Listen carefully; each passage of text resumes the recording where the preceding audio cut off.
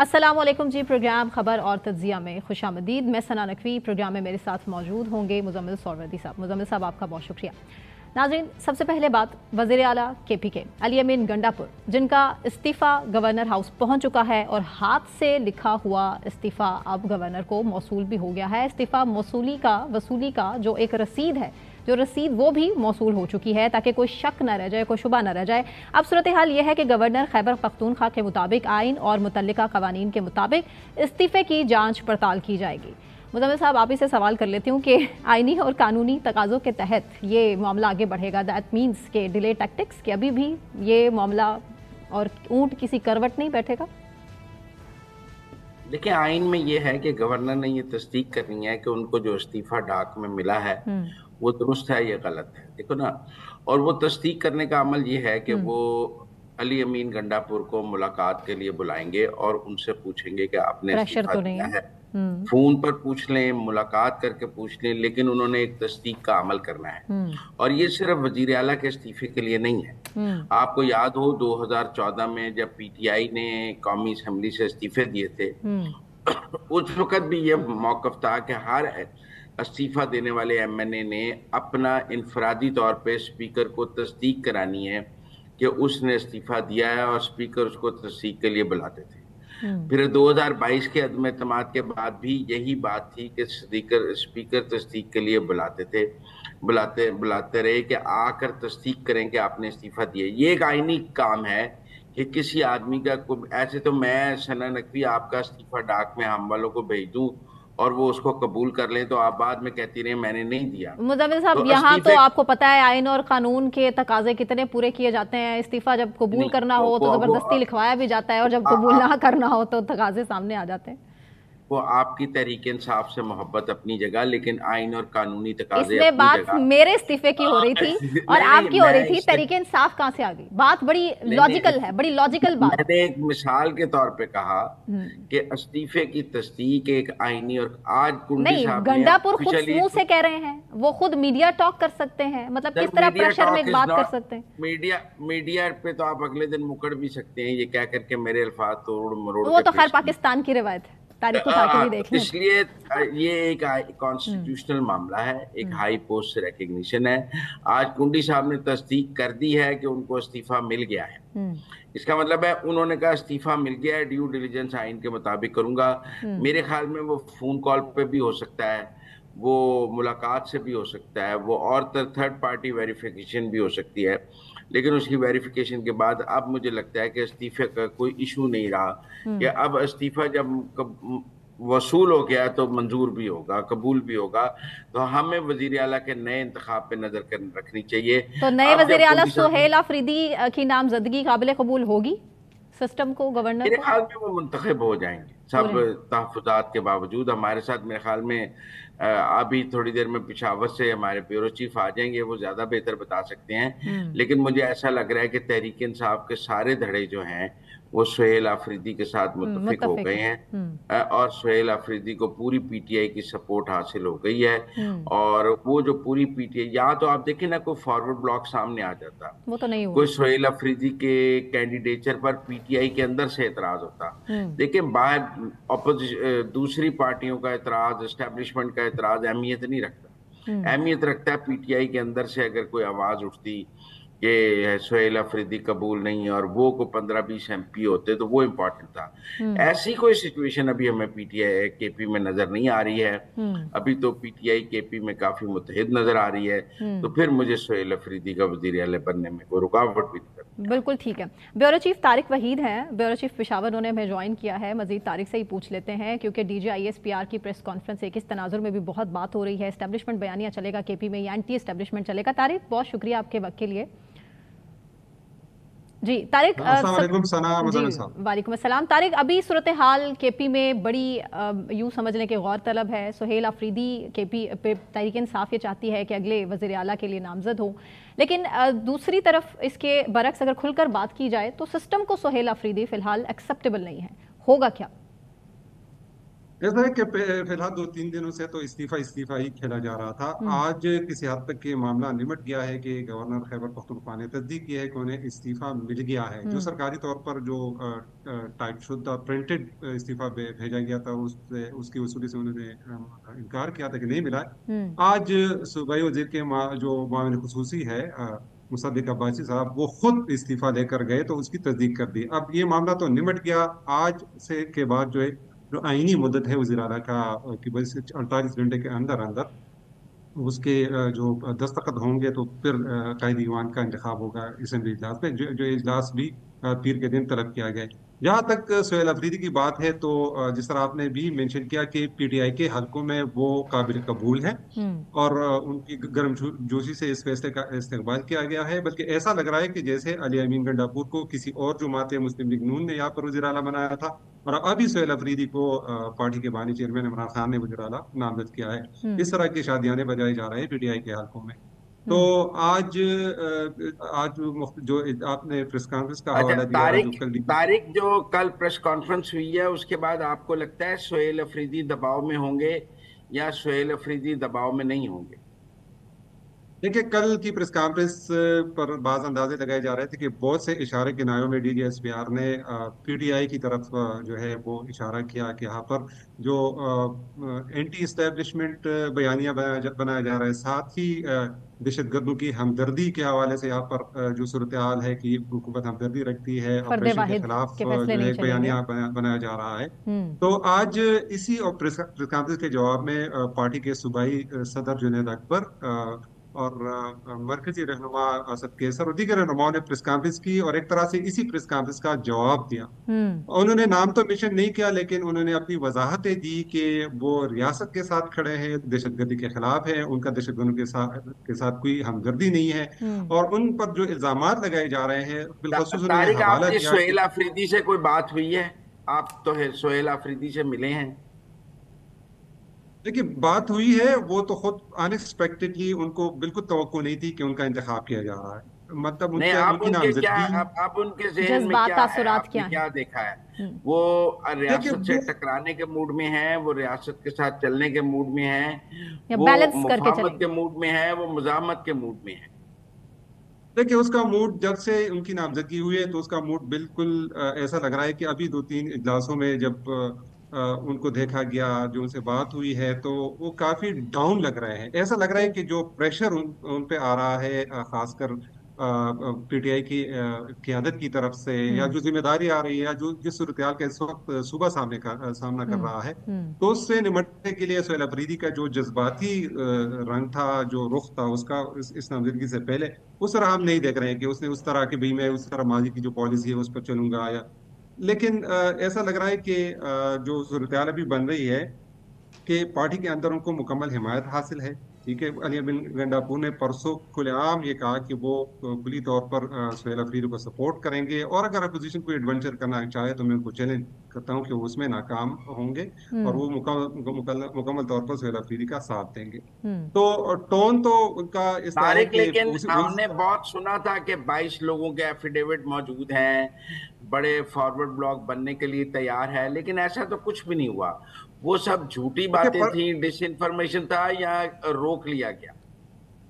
देखिए मुजफ्फर साहब, परसों जो पार्लिमानी पार्टी का इजलास हुआ था पीटीआई का, तो उसमें जो अभी स्ट्रेंथ है ईवान में, खैबर पख्तूनख्वा असेंबली के ईवान में, तो वो कोई 92 बनता है। 92। हम्म। और उस पार्लिमानी पार्टी के इजलास में कोई 70-72 अरकान पीटीआई के शरीक हुए थे। हम्म। तो तासुर यही गया कि बहुत से जो लोग, जो आप जिसकी तरफ इशारा कर रहे हैं या जिसके हवाले से बताया जा रहा था कि फॉरवर्ड ब्लॉक का भी इम्कान है, फिलहाल में नजर तो यही आ रहा है कि पीटीआई के जितने भी अरकान है वो इंटैक्ट है। अंदाजों पे बात हो रही है कि चूंकि इलेक्शन कमीशन के फैसले के बाद वो आजाद हो गए हैं, जो फ्लोर क्रॉसिंग का वो था, मसला था, वो उन पे लागू नहीं होगा। तो अब ऑपोजिशन देखना की यह है तरफ से कि कौन वजीर आला का इंतखाब लड़ेगा? किसके दरमियान मुकाबला होगा, सोहेल उसका अफरीदी कोई नाम और? सामने है अभी? अभी तक देखे, अपोजिशन भी कंफ्यूज है। वो इजलासों पे इजलास कर रहे हैं, कभी अपोजिशन लीडर इजलास बुला लेते हैं दोपहर को, शाम तक इजलास चला जाता है, फिर कहते हैं कि जी अरकान दस्तयाब नहीं। तो अपोजिशन खुद भी कंफ्यूज है। मेरे ख्याल में जो सिलसिला निकला है वज़ीर आला की तब्दीली का, तो अपोजिशन भी जहनी तौर पर इसके लिए तैयार नहीं थी। अभी तक इजलासों पे इजलास हो रहे हैं, कोई लाएमल अभी तक अपोजिशन की तरफ से तय नहीं किया गया है। अब अमल तय होगा तो उसके बाद कोई नाम सामने आ गया। अभी तक कोई नाम सामने नहीं है अपोजिशन की तरफ से कि इस सूरत को किस तरह टैकल वो करेगी। कह रहे हैं अच्छा मौलाना तारिक। फजलुर रहमान साहब के भाई जो एमपी हैं हाँ। वो लड़ेंगे। देखिए उम्मीदवार तो बहुत से हैं।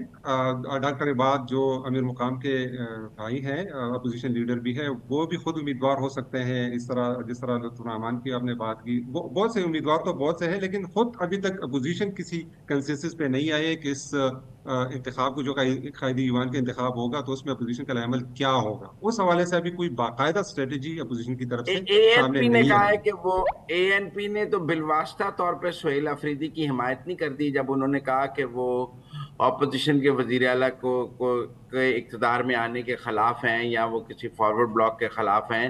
तो ये एक तरह से एएनपी ने या एमल हमायत वली की। खान के जो 4 लोग हैं उन्होंने पीटीआई के लिए रास्ता आसान नहीं किया है।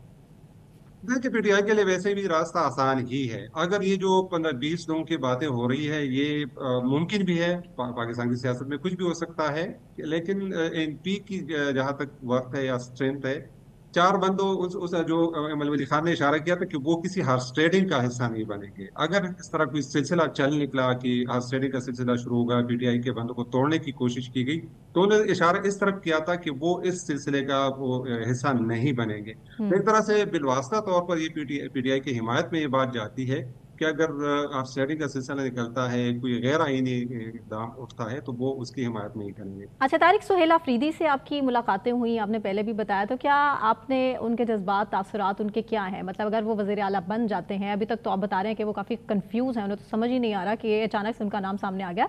अगर वो वज़ीर आला बन जाते हैं तो अभी तक उन्होंने कोई तकरीर की हो, कोई बात की हो, किसी से कहा हो कि वो इमरान खान की रिहाई के लिए कुछ करेंगे? क्या क्या क्या होगी उनकी स्ट्रैटेजी? देखिए अगर आप मेरी राय पूछना चाहती है, तो मेरे ख्याल में पार्टी के लिए बहुत से मसाइल खड़े होंगे। हम्म। इसमें कोई शक नहीं कि सुहेल अफरीदी पार्टी के कमिटेड कारकुन रहे हैं, जज्बाती कारकुन हैं, काफी आईएसएफ के दौर से वो वाबस्ता है और हम्म। मुतहरिक भी है। लेकिन वज़ीर आला के तौर पर जिम्मेदारियां संभालना, वफाक को टैकल करना, एस्टेब्लिशमेंट से साजबाज करना, फिर जो बड़ा चैलेंज दरपेश है दहशतगर्दी का, उसको टैकल करना, ये बहुत नाजुक मामलात हैं, नाजुक सूबा है। इन तमाम मामलात को मेरे ख्याल में संभालना सुहेल अफरीदी की बस की बात नहीं है। और हुकूमत तो छोड़ो, मेरे ख्याल में मैं ये प्रिडिक्ट कर रहा हूँ कि पीटीआई का जो तंजीमी स्ट्रक्चर है उसको भी नुकसान पहुंच जाएगा। मुझे उसमें वो पोटेंशियल नजर नहीं आ रही है। यही कुछ अली अमीन अच्छा, ये गंडापुर के जो हवाले कहा से भी जा हम रहा है कि सुनते वो रहे थे मुराद तारिक कि सईद वो के अच्छी करीबी ऑप्शन साथी नहीं हैं, है। एक मिनट सना, एक मिनट। ये जो कहा जा रहा है कि वो मुराद सईद के करीबी साथी हैं और इससे मुराद सईद का धड़ा केपी में बहुत मजबूत हो जाएगा, ये किस हद तक दुरुस्त है? कि वो, इसमें कोई शक नहीं कि वो जमाने तालिब इल्मी से मुराद सईद के साथ थे, दोस्ती थी उनकी और अभी तक होगी। लेकिन अभी उस पुरानी दोस्ती को उससे जोड़ना कि मुराद सईद के ग्रुप का है, मुराद सईद के ग्रुप है, उसके साथ ताल्लुक है, दोस्ती है। और देखने में आ रहा है कि जो पीटीआई के मुखालिफ धड़े थे, मतलब जो अली अमीन गंडापुर के मुखालिफ धड़े थे, उसमें आतिफ खान, शकील खान या ये वो जुनैद अकबर लेवल तक जो लोग थे, जो उसके साथ अली अमीन गंडापुर के साथ उस तरह हम आहंगी उनकी नहीं थी। हालिया जो 2-3 इजलास हुए हैं, पीटीआई की पार्लिमानी इजलास, कमेटी का इजलास हुआ या बाकी जो उनके मीटिंग्स हुए, उसमें हमने देखा कि आतिफ खान, जुनैद अकबर, शकील खान, जितने भी लोग मुख्तलिफुल ख्याल लोग थे जो उनके साथ हम आहंग नहीं थे अली बिन गंडापुर के साथ, वो इसके साथ इजलास में शरीक हुए थे। तो मेरे ख्याल में, मेरा नहीं ख्याल कि वो इस हवाले से कोई धड़ेबंदी हो, मुराद सईद ग्रुप या फलाह गंडापुर के ग्रुप या साथ इस तरह कितने कोई चक्कर एमपीए नहीं हैं? है। कह रहे हैं गंडापुर का भी एक धड़ा है, गंडापुर के साथ कितने एमपीए हैं या उनके साथ कोई नहीं? देखे बिल्कुल है बंदे उनके पास। अगर मैं अंदाजा लगा सकता हूँ, अगर अली अमीन गंडापुर इस वक्त या इस्तीफा से पहले चाहते तो पीटीआई हुकूमत का धड़न तख्ता कर सकते थे। हम्म। ये उन्होंने अपनी पार्टी के साथ जो है लॉयल्टी दिखाई है, वफादारी दिखाई लेकिन है वो और आगे इस्तीफा जाके भी दे तो दिया कर है। सकते हैं, उनके 15-20 लोग महीने बाद, 2 महीने बाद भी तो इमर्ज हो सकते हैं। आज ना भी ये हों भी तो इम्कान है महीने 2 महीने बाद कि, भी फॉरवर्ड ब्लॉक बन सकता है। देखिए मुजम्मिल साहब, उसके पास 2 ऑप्शन थे ना जब ये इस्तीफा का वो आए। उससे पहले वो असेंबली भी तहलील कर सकते थे, वो पीटीआई का धड़न तख्ता कर सकते थे। इसके अलावा जिस तरह आपने इशारा किया कि उसके 15-20 इस तरह के अराकीन हैं जो अली अमीन गंडापुर के साथ अटैच है, उनके बिल्कुल साथ खड़े हैं, मजबूती से खड़े हैं, और उन्हीं के कहने पर वो आगे पीछे होंगे। तो अगर अच्छा अली तारिक, अमीन आखिरी गंडापुर इस सवाल, वक्त, टाइम नहीं फॉरवर्ड है। ब्लॉक की बातें तो कह कब रहे से हैं सुनते आ बैरिस्टर रहे हैं। साहब की छुट्टी हो गई है, वो नहीं होंगे अगले सेटअप में। कुछ होगा, तब्दीली होगी, पूरा सेटअप जो काबीना भी जो इस्तीफा मंजूर हो जाएगा, काबीना तहलील हो जाएगी, तो ये इम्कान जाहिर किया जा रहा है कि बैरिस्टर साहब उस काबीना का हिस्सा नहीं होंगे। और लग भी ऐसा रहा है कि उसको अमीन गंडापुर ने अपने साथ अपने काबीना में रखा हुआ था। लेकिन जो नई काबीना तश्कील होगी उसमें बैरिस्टर साहब समेत कई पुराने चेहरे भी उनके साथ नहीं होंगे, सुहेल अफरीदी के साथ। ठीक, बहुत शुक्रिया तारिक वहीद आपका। मुज़म्मिल साहब ब्रेक लेते हैं, ब्रेक से वापस आने के बाद कंटिन्यू करेंगे, हमारे साथ रहें।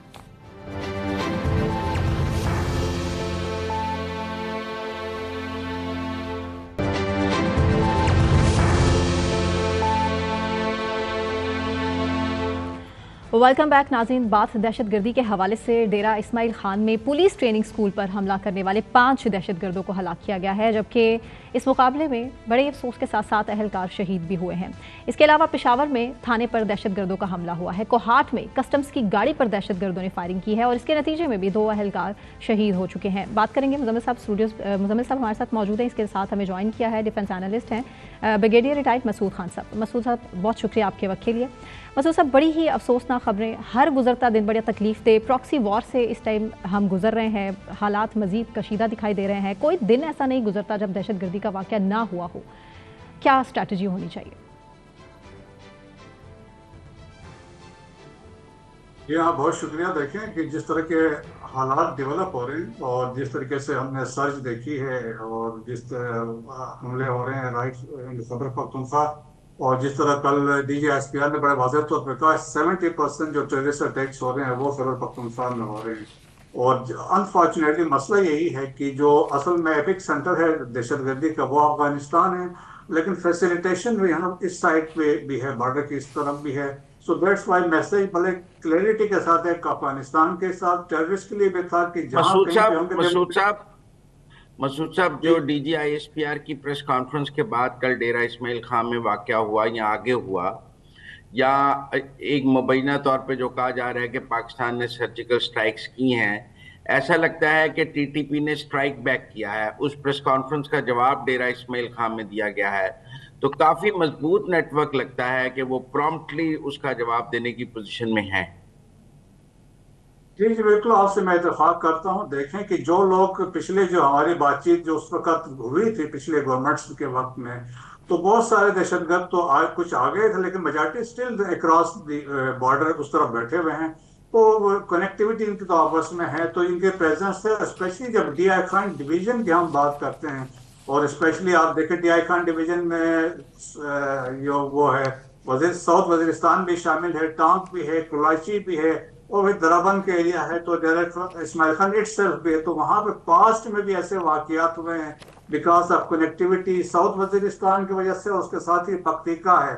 सो वहां से फ्रिक्वेंटली एक तो इन्फिल्ट्रेशन और इस तरीके से होते रही हैं। और आपको याद हो 2023 में दराबंद के इलाके में वहां पे एक व्हीकल जो लोडेड थी विद एक्सप्लोसिव वो जाके टकराई थी एक चेक पोस्ट पे, जहां पे हमारे 25 जवान शहीद हुए थे।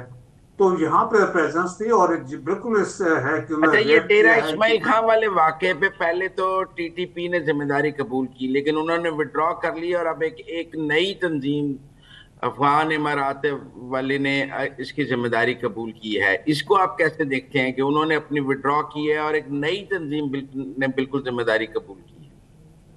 देखिए, ये डिफरेंट नाम के साथ आते हैं। अगर आप याद हो कुछ अर्सा पहले तहरीक इजाद है पाकिस्तान के नाम से भी एक तंजीम आई थी जो मियाँ वली एयर बेस हमले में शामिल थे, लेकिन वो थे ही नहीं कि लोग थे, विद डिफरेंट नेम आए थे। और सिमिलरली यहाँ पे भी यही है। इवन गुल बहादुर ग्रुप की अगर आप देखेंगे तो ऑलमोस्ट 15-20 ऐसे ग्रुप्स हैं जो इसके साथ एफिलिएटेड है, लेकिन डिफरेंट नाम के साथ हैं। सो अब जो भी है इनकी जो एफिलिएशन है फितना और फारिज के साथ है, आदर वो मेन TTP के साथ है या फिर गुल बहादुर ग्रुप के साथ है। तो इसमें से कोई फर्क नहीं पड़ता जिस नाम के साथ ये आ जाए।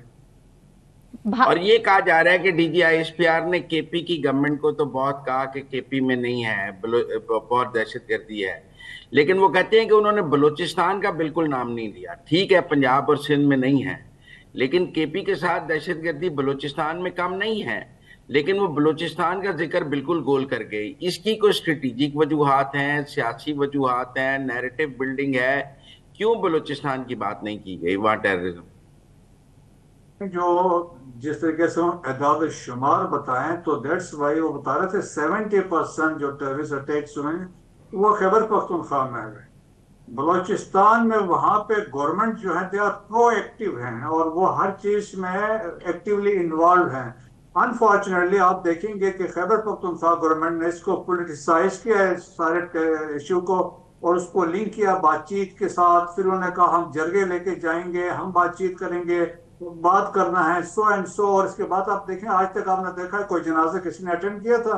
इतने लोग हमारे शहीद हुए हैं। सो इनकी ओरिएंटेशन ही डिफरेंट थी। Capacity building, that's why he was telling कि जो नेशनल एक्शन प्लान है सवाए एक पॉइंट पे इम्प्लीमेंटेशन हो रही है वो काइनेटिक एक्शन है, वो अफवाज पाकिस्तान सिक्योरिटी फोर्सेस कर रहे हैं, बाकी तो लेकिन कोई इम्प्लीमेंट नहीं कर रहा। मसूद साहब, आपको नहीं लगता कि मसले का हल तो जंग में नहीं है? वहाँ तो बात ही करनी पड़ती है, मुज़ाकरात ही करने पड़ते हैं। और अमन के हामी आपको पता है कि डोनाल्ड ट्रंप साहब भी यही बात करते हैं। और अफगानिस्तान के साथ अमेरिका की 9/11 के बाद से सूरत हाल थी हमारे सामने है, एट द एंड हुआ क्या? तो उसके बावजूद तो पाकिस्तान को सीखना चाहिए। देखें, बातचीत तो हम जरूर करेंगे, अफगान तालिबान के साथ करेंगे तो, और किसी और के साथ तो बात हो ही नहीं सकती है। जब कल DGSPR ने बड़े वाजे कहा आप दहशतगर्दों के साथ आप कैसे बात कर सकते हैं जिन्होंने सर काटे उनसे फुटबॉल खेला, जो APS पे हमले में जो जाके जितने बच्चों को शहीद किया है, और बाकी जो बाचा खान यूनिवर्सिटी पे हमलावर हुए, और जो देखें औरकज़ई एजेंसी में 2008 में 83 नशर्स थे सुसाइड हमले में शहीद हो गए थे। तो आप इन लोगों से साउथ वजीरिस्तान में बच्चे इस्तेमाल कर रहे हैं, एज ए शील्ड के तौर पे यूज कर रहे हैं, तो इनसे तो बात हो ही नहीं सकती है। That is out of question. हाँ, अलबत्ता हमने ये देखा, देखें बहुत सारे जो जहां ऑपरेशन होता है वहां फौज तो जाती है, फौज मौजूद होती है और पैरामिलिट्री फोर्सेस होती हैं, लेकिन ज्यादातर इलाकों में तो आपको पता है पुलिस का अमल दखल है, पुलिस ही फ्रंट लाइन है। अब जब पुलिस पर हमले होते हैं तो रिट ऑफ द गवर्नमेंट जो है वो खत्म हो जाती है, क्योंकि police he writ of the government है। जब वो पुलिस पर हमले करते हैं तो हमने देखा है KP के कुछ इलाकों में रात को थाने बंद हो जाते हैं, रात को पुलिस वाले गश्त नहीं कर सकते, वहां दहशतगर्द तंजीमों का राज चलता है रात को। ये जो पुलिस पर हमले हैं, ये इसके नतायज फौज पर हमलों से ज्यादा खतरनाक नहीं है। देखें, एक तो बात आपकी बिल्कुल सही है, लेकिन असल में मसला क्या है सवर्दी साहब की कैपेसिटी बिल्डिंग के इश्यूज हैं।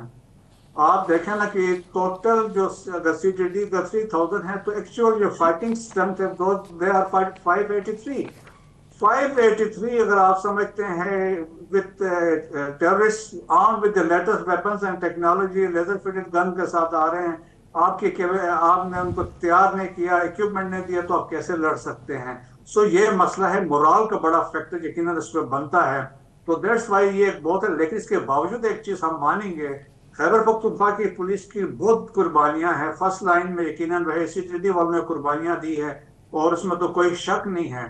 और तो लेकिन हमारी responsibility government of Khyber Pakhtunkhwa की रिस्पॉन्सिबिलिटी बनती थी, और ये आज का पॉइंट नहीं है। देखा ना, ये नेशनल एक्शन प्लान का एक पॉइंट है कि आपने इनको तैयार करना है, कैपेसिटी बिल्डिंग के इश्यूज को एड्रेस करना है, तो वो हुआ नहीं। और आप देखें ना ग्राउंड के अंदर, आप देखें ना कि कभी आपने देखा है कि कोई साउथ वजीरिस्तान गया, कोई मोमन की तरफ गया, कोई खैबर की तरफ, कभी विजिट किसी ने किया है? हमारी जो कंसंट्रेशन है, हमारा फोकस तो मेजर सिटीज है, वो भी ऊपर वाले साउथ में कोई नहीं गया, वो लकी बरवत में गया है, कोई बन्नू भी जाते हैं तो कोई सर्किट हाउस में बैठ के वापस आ जाते हैं। सो मेरे ख्याल में आपकी प्रेजेंस इस इंपॉर्टेंट है। जो भी आप पॉलिटिकल लीडरशिप है, ऑनरशिप तो आपने लेनी है ना। तो दैट्स वाई जब हम कहते हैं नेशनल एक्शन प्लान है काइनेटिक, लेकिन इस वक्त तो अगर मैं आज आपसे बात करूं तो KP में कोई गवर्नमेंट नहीं है। एक वजीर आला है, वो कहता है मैंने इस्तीफा दे दिया हुआ है। एक वजीर आला क्या है जो वो कहता है मैंने अभी हलफ नहीं उठाया। तो इस वक्त तो वहां कोई हुकूमत नहीं है। बिल्कुल आप सही कह रहे हैं। देखिए, दिस इज वेरी अनफॉर्चुनेट है। अगर इसी वजह से तो यहाँ से सूबे में ये हालात पहुंचे हैं। देखें, पहले तो 2020 तक हमने तो यहाँ पे शिकस्त दी थी दहशतगर्दी को, 2018 के बाद तो तालिबान के आने के बाद से ये हुआ।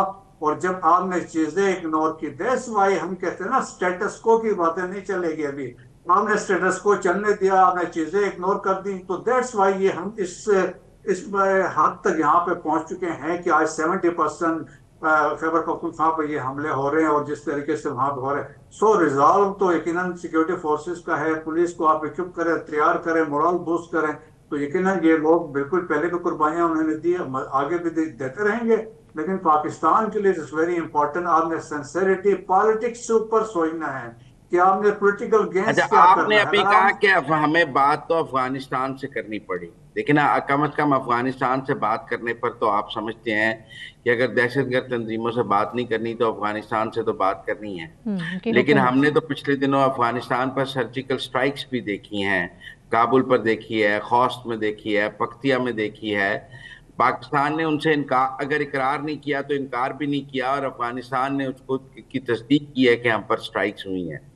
तो ये स्ट्राइक्स आपको ख्याल है कि कोई मुस्बत नताइज देंगी, अफगानिस्तान को दबाव में लाएंगी, टेररिस्टों का इंफ्रास्ट्रक्चर तोड़ेंगी, या एक राय है कि ऐसी स्ट्राइक्स का कोई खास फायदा नहीं होगा?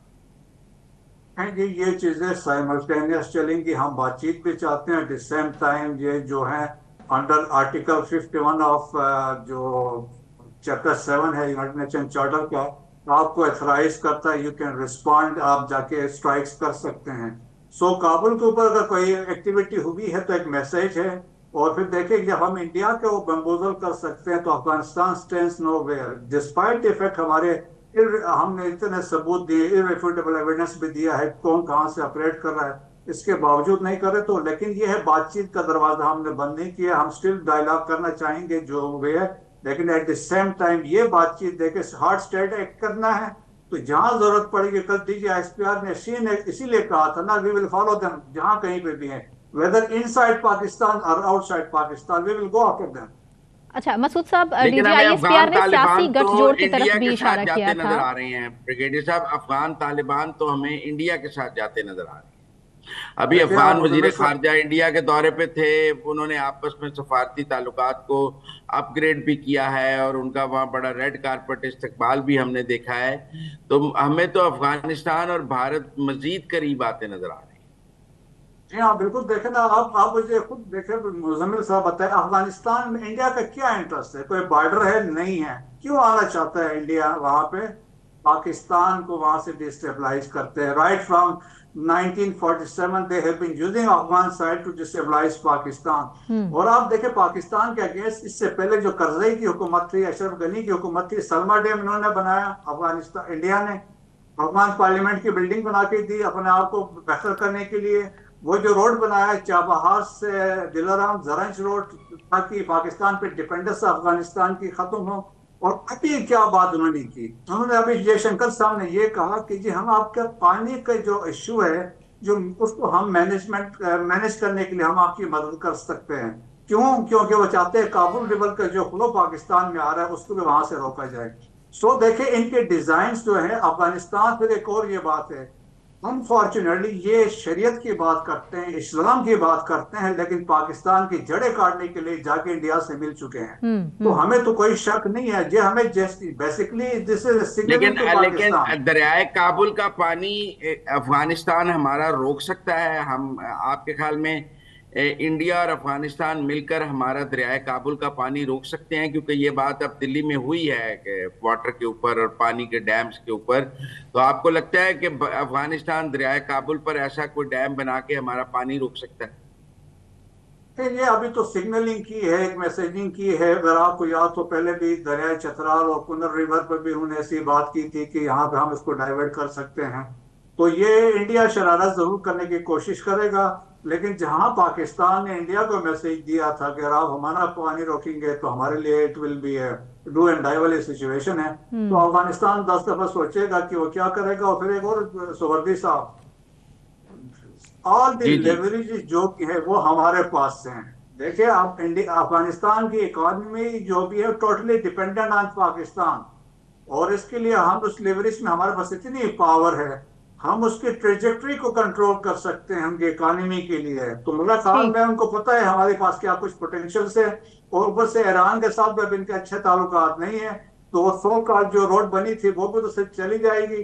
तो मसाइल ईरान के अफगानिस्तान के लिए होंगे। पाकिस्तान की एक ही डिमांड है, dismantle those hide roads inside Afghanistan और stop supporting terrorist against Pakistan. ये हमारी रिक्वायरमेंट है, लेकिन अगर नहीं करते हैं तो we will continue striking anywhere जहां पे जरूरत पड़ेगी। ठीक ठीक, बहुत शुक्रिया मसूद खान साहब। ब्रेक लेते हैं मुजम्मिल साहब, ब्रेक से वापस आने के बाद कंटिन्यू करेंगे हमारे साथ।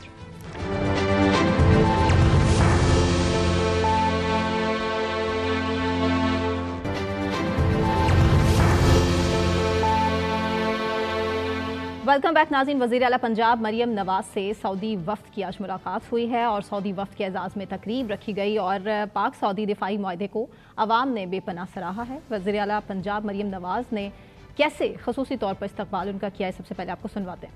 बिस्मिल्लाहिर्रहमानिर्रहीम। साहिब अस्समू वल अमीर एंड माय ब्रदर मंसूर, इख्वानुल कराम, इख्वानुल आज़ाम, इख्वानुल अबद, अस्सलामु अलैकुम, अहलन व सहलन फीक, मरहबा। वल्लाही अना सईद जिद्दन जिद्दन मबसूत कतीर कतीर बिलिकाइक। Very happy to see you my brothers, मिन कल्बी मबसूत कतीर, मिन कल्बी, मिन अमाक कल्बी, happy to see you brothers, your excellency. Muzammil साहब, ये जो सऊदी वफ़द है पंजाब में मौजूद, क्या सरमायाकारी की गर्ज से यहाँ पर है? क्या कुछ मुआहदे एक्सपेक्ट किए जा रहे हैं?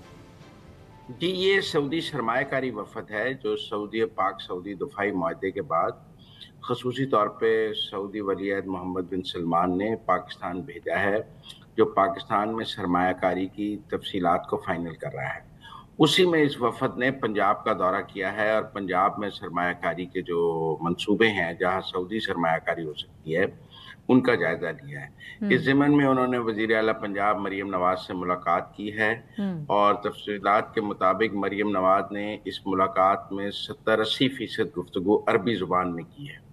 वैसे तो मरियम जो हैं वो सऊदी अरब रही हैं, लिहाजा उनको अरबी पे काफ़ी कमांड हासिल है, लेकिन हमने ये देखा है शहबाज शरीफ से भी और अब मरियम नवाज से भी कि ये कोशिश करते हैं कि जिस मुल्क के लोगों को मिलें उनसे उस मुल्क की ज़ुबान में बात की जाए, ताकि एक अपनाइयत और एक डिप्लोमेसी में एक बॉन्डिंग बन सके। लेकिन सऊदी सरमायाकारी वफ़द का जो दौरा है पंजाब है, वो काफ़ी अहम है। अगर पंजाब में सऊदी सरमायाकारी के मंसूबे कुछ मुमकिन हो जाते हैं तो यकीनन इससे पंजाब की मईशत को फ़र्क पड़ेगा और बेहतरी होगी और पाक सऊदी ताल्लुकात भी बेहतरी होंगी। मोहम्मद बिन सलमान का दौरा एक्सपेक्ट किया जा रहा है दिसंबर के फर्स्ट वीक में। भाई नवंबर में था डेट, अब दिसंबर में चली गई। हाँ, नवंबर एंड में या दिसंबर फर्स्ट वीक कोई दौरा बन रहा है। ठीक है। और उससे पहले जो उस दौरे में मुआहदे होने हैं उसकी प्रिलिमिनरी विजिट्स चल रही हैं। ये जो इब्तिदाई उसकी तैयारी की विजिट्स हैं, उस ज़िमन में ये सऊदी डेलीगेशन इस वक्त पाकिस्तान के दौरे में है, जो सरमायाकारी और सऊदी इन्वेस्टमेंट के मुख्तलिफ प्रोजेक्ट्स को फाइनल कर रहा है। और पंजाब में जो सैलाब की तबाहकारियां हुई हैं, क्या उससे रिलेटेड भी कोई इकदाम किए जाएंगे सऊदी गवर्नमेंट की तरफ से? देखिए, वो पंजाब का तो स्टैंड है ना कि हमें इंटरनेशनल इमदाद नहीं चाहिए और मेरे ख्याल में इस सऊदी सरमायाकारी वफ़द से मरियम नवाज ने सैलाब ज़दगान की मदद नहीं मांगी। उन्होंने कुछ सरमायाकारी के मंसूबे पेश किए हैं जो पंजाब गवर्नमेंट और सऊदी गवर्नमेंट मिलकर कर सकते हैं, लेकिन मेरा नहीं ख्याल पंजाब का स्टेटेड पोजीशन है कि हम सैलाब ज़दगान की मदद अपने वसाइल से करेंगे। उस ज़िमन में एक पैकेज का ऐलान भी हो गया है कि जिसकी फसल तबाह हुई है 20,000 रुपये एकड़ है, जिसका घर तबाह हुआ है उसे 10 लाख रुपए, और इस तरह वो तफसीलात, और वो मेरा ख्याल है अगले 15-20 दिनों में वो चेक्स तकसीम शुरू हो जाएंगे क्योंकि सर्वे मुकम्मल हो रहा है। तो उसके लिए इंटरनेशनल एड पंजाब का व्यू नहीं है कि पंजाब नहीं मांगना चाहता। पंजाब का ख्याल है कि इमदाद मांगने से पाकिस्तान की कोई अच्छा मुस्बत इमेज सामने नहीं जाता। इन्वेस्टमेंट मांगनी चाहिए, इमदाद नहीं मांगनी चाहिए। बिल्कुल ठीक है। मुज़म्मिल साहब, आगे बढ़ते हैं। डोनाल्ड ट्रंप को नोबेल इनाम अमन इनाम ना मिलने पर व्हाइट हाउस फिलहाल बड़ा बरहम है, लेकिन सूरत हाल दूसरी तरफ यह है कि मारिया कोरेना ने अपना नोबेल इनाम अमरीकी सदर और वेनेजुएला के अवाम के नाम कर दिया है। आप इसे कितनी बड़ी विक्ट्री देख रहे हैं डोनाल्ड ट्रंप की? देखिए, वो तो पुतिन ने भी उनके नाम कर दिया है। रूसी सदर पुतिन ने भी कहा है कि ट्रंप ने बहुत सी जंगें रुकवाई हैं और वो तो पाकिस्तान ने उन्हें नामजद किया हुआ था। और लेकिन मेरे ख्याल में नाम मिलने की सियासी वजूहात हैं। व्हाइट हाउस ने भी मेंशन किया।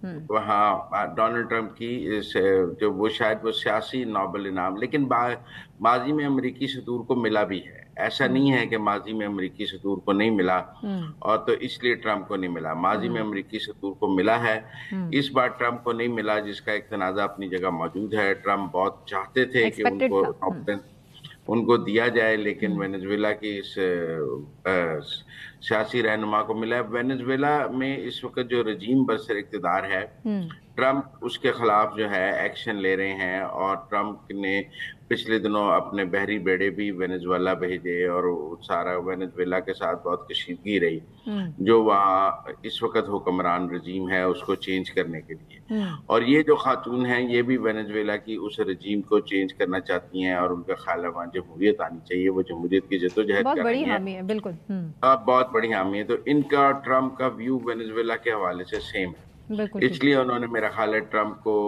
कांग्रेस कहा है, क्योंकि वो चाहती हैं कि ट्रम्प जो है वो वेनेजुएला की मौजूदा रजीम को ख़त्म करने में और उनका इक़्तिदार ख़त्म करने में और वेनेजुएला में जमहूरियत लाने में किरदार अदा करें, इंटरवेंशन करें। तो इसलिए मेरे ख्याल में उन्होंने ये बयान दिया है।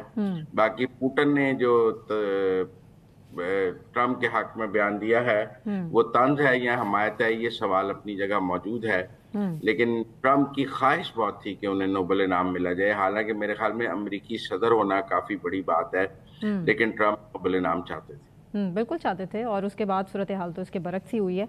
अच्छा मुज़म्मिल साहब, पंजाब की भी बात कर लें, तैफी बट की बात कर लें। तैफी बट अमीर बालाज केस का जो मुलजिम, अब पुलिस का बेसिकली मौक़िफ़ यह है कि तैफी बट को वापस लाते वक्त रहीम यार खान के करीब उसके साथियों ने फायरिंग की, जिसके नतीजे में तैफी बट जो है वो हलाक हो गया। अब ये बड़ा गौर तलब सवाल है जो कि जिस पर बहुत ज़्यादा बहस भी छिड़ चुकी है। जिस तरह से इंटरपोल के ज़रिए से दुबई से उसकी गिरफ्तारी को अमल में लाया गया, पाकिस्तान लाया गया, पाकिस्तान लाने के बाद अब 3 से 4 रोज़ के दरमियान एक खबर आती है। इसके अलावा गोगी बट के हवाले से भी सीसीडी बड़ी एक्टिव और गिरफ्तारी अमल में लाई गई है। क्या नेक्स्ट होने वाला है? ये तीफी बट और गोगी बट लाहौर में बदमाशी का एक नाम है।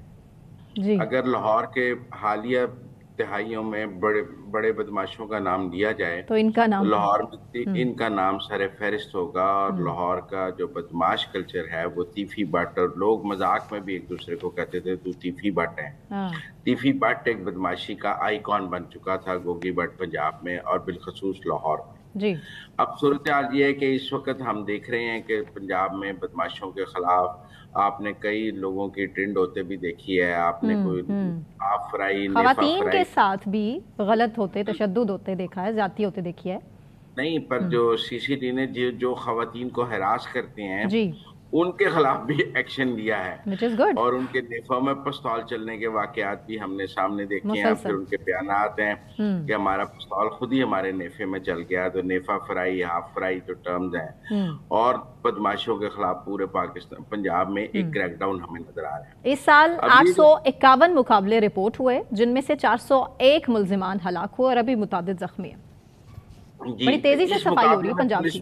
अच्छा, ये जो तीफी बट वाला मुकाबला है ना, इसमें गोली पुलिस वालों को भी लगी है और पुलिस वाले भी जख्मी हुए हैं। अब ये एक्चुअल मुकाबला है क्योंकि पुलिस वालों को गोली लगना एक अपनी बात है, वरना तो ऐसे ही होता है कि मुल्ज़म भागा और हमने फायर किया और मुल्ज़म मर गया। लेकिन ये जो वाकया है इसमें पुलिस वालों को गोली लगी है और एक दफा उन्होंने छुड़ा लिया है। वापस जब उनको पकड़ने गए हैं तो फिर पुलिस वालों को गोली लगी है। तो मेरे हिसाब से इसमें चूंकि पुलिस वालों को गोली लगी, अब चूंकि तीफी बट को इंटरपोल के जरिए लाया गया था तो आपने इंटरपोल को भी जस्टिफाई करना है कि ये जो पुलिस मुकाबला है ये जेन्युइन है। हाँ जी। ये नॉन जेन्युइन पुलिस मुकाबला नहीं है, क्योंकि एक राय ये है कि फिर इंटरपोल आपको बंदे पकड़कर नहीं देगी। आप एक इंटरनेशनली उसको इंटरपोल से लेके आए और आपने उसको यहाँ फेयर ट्रायल का हक देना था। लिहाजा इस पुलिस मुकाबले में हम पुलिस वालों को भी गोलियां लगते देखते हैं। अब ये अपनी जगह एक सवाल है कि इतने अहम मुल्ज़िम को कराची से लाहौर बाई रोड क्यों लाया जा रहा था जबकि कराची से लाहौर फ्लाइट्स अवेलेबल हैं। ये सवाल अपनी जगह मौजूद रहेगा। और फिर रहीम यार खान में ये पंजाब की हदूद जहाँ शुरू होती हैं वहीं पे पुलिस मुकाबला हो गया है। लेकिन हम देख रहे हैं कि पंजाब से बदमाशी कल्चर और क्राइम को ख़त्म करने के लिए सीसीडी ने पुलिस मुकाबलों का एक सिलसिला शुरू किया हुआ है। अब एक राय इसके हक में ये है कि इसके खिलाफ ये है कि ये एक्स्ट्रा जुडिशियल किलिंग है और ये लोग मुल्ज़मान को फेयर ट्रायल नहीं दिया जाता और ये उनको मारना जो है ये गैर कानूनी काम है।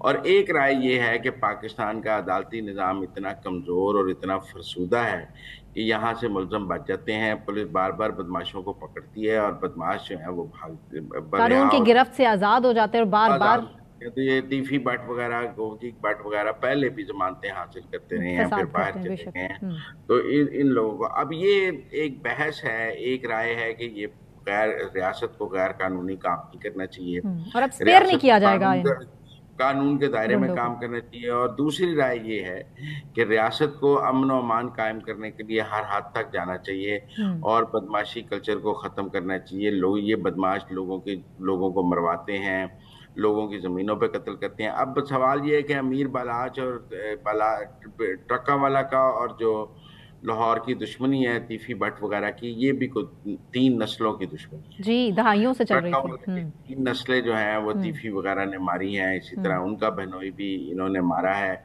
और ये 3 नस्लों की दुश्मनी है। तो तीफी भट्ट के इस तरह मर जाने से क्या 3 नस्लों की दुश्मनी खत्म हो जाएगी, ये अपनी जगह एक सवाल है। क्योंकि क्या वो ये समझेंगे कि तीफी भट्ट को सीसीडी ने मारा है, या वो ये समझेंगे तीफी भट्ट के लवाहिकीन दूसरी पार्टी ने मारा कि है। ट्रका वालों ने हम तीफी भट्ट को सीसीडी से मरवा दिया है, लिहाजा असल मुलजिम ट्रका वाले हैं।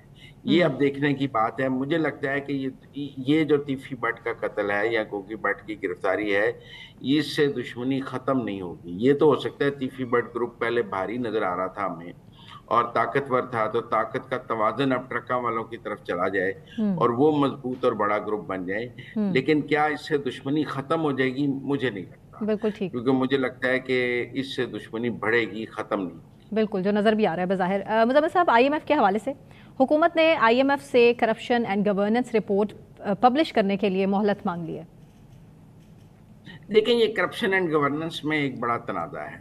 IMF कह रहा है कि तमाम सरकारी मुलाजमीन के असासे पब्लिक किए जाएं, और हमारे यहाँ आपको पता है एक रिपोर्ट ये भी आई थी कि 22,000 सरकारी अफसरों ने फॉरेन नेशनैलिटीज ले ली हैं, या उनके बच्चों ने उनके बैरून असासे मुल्क हैं, उनका शहरियत बैंक ले ली। बैलेंस है, प्रॉपर्टीज हैं। बिल्कुल बिल्कुल।